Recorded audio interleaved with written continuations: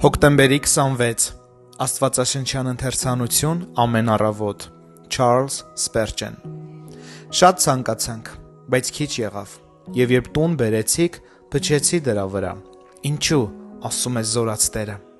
իմ տան պատճառով, որ ավերակ է, իսկ ձեզանից յուրաքանչյուրն իր տան համար է վազում, Անգ 1:9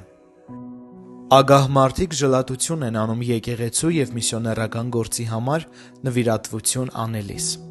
նման ժլատությունն անվանելով միջոցների փութաջան տնտեսում։ Նրանք հազիվ թե գիտակցում են, որ այդ կերպ իրենք ամենից առաջ իրենցից են գողանում։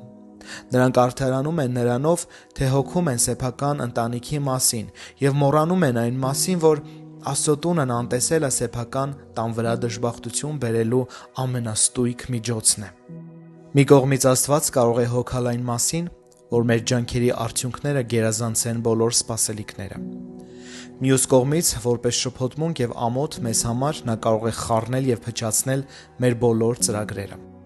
Բավական է նա շարժի մատը, և մենք կարող ենք մեր կյանքում հայտնվել ամենասարսափելի աղքատության կամ սնանկության մեջ։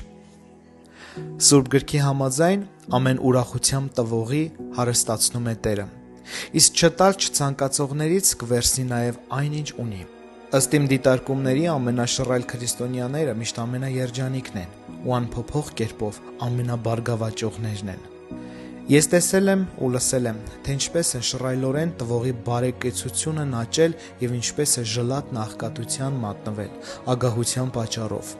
որն ինչպես ինքն էր հաշվարկել, պիտի հարստանար։ Ինչպես տերերն են բարձրացնում լավ ծառայողի աշխատավարձը, այնպես էլ Տերն է հարյուրապատիկ հատուցում բարիք գործողին։ Նա օրհնություններ է ուղարկում նրանց, ովքեր ինքնակամ Աստծո գործի համար նվիրատվություն են անում։ Եսասիրությունն առաջին հերթին ուշադրությունը կենտրոնացնում է սեփական տան վրա։ Իր բարեպաշտությունն ամենից առաջ փնտրում է Աստծո արքայությունը և նրա արդարությունը։ Եսասիրությունը հետագայում կորստի է փոխակերպվում, իսկ բարեպաշտությունը նշանավորվում է մեծ ձեռքբերումներով։ Ամեն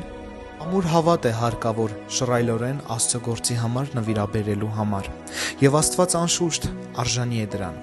Ի վերջո այն ամենը, ինչ մենք անում ենք, ընդամենը իր բարեգործությանը մեր անսահման պարտքի մի թույլ խոստովանությունն է։